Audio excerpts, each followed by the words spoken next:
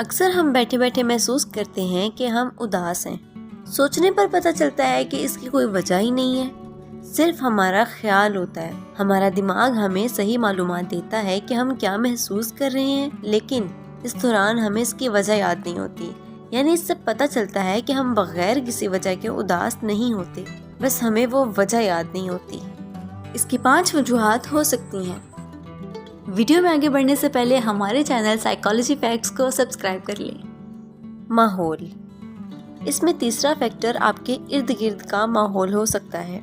آپ پازیٹیو سوچ کے مالک ہیں اور آپ کے ارد گرد کے لوگ مسلسل آپ کو ذہنی اذیت دے رہے ہیں اور اسی ماحول میں ہیں، اگرچہ آپ پر ان کی باتیں اثر نہیں کرتی۔ اس کے باوجود آپ اس مسئلے کا شکار ہو سکتے ہیں جب تک آپ اس مسئلے سے نکل نہیں جاتے۔ بات نہ کرنا، جب آپ کے دماغ میں بہت کچھ چل رہا ہوتا ہے تو آپ کسی سے شیئر نہیں کر پاتے، اس لیے کیونکہ لوگ آپ کے احساسات کو سمجھ نہیں پاتے۔ یہ وجہ بھی ہو سکتی ہے آپ کی بے وجہ اداسی کی۔ الجھنا، سائیکالوجی کہتی ہے جب آپ کا دماغ الجھ رہا ہوتا ہے تو 80% امکان ہے کہ وہ آپ کے لاشعوری دماغ کی وجہ سے ہوتا ہے۔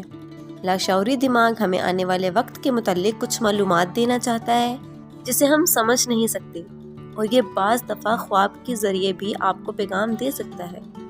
زندگی، یہ آپ کی زندگی پر بھی ڈیپینڈ ہو سکتا ہے کہ آپ کس طرح کے حالات سے گزر رہے ہیں۔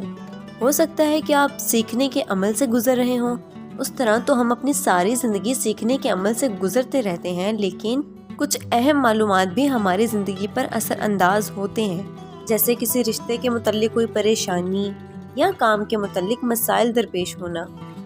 یاد کرنا، اگر آپ بغیر کسی وجہ کے اداس ہیں تو ممکن ہے کہ آپ کسی اپنے کو بہت زیادہ یاد کر رہے ہیں۔ مزید اس طرح کی ویڈیو دیکھنے کے لیے ہمارا چینل سبسکرائب کریں۔ برائے مہربانی اس ویڈیو کو بھی لائک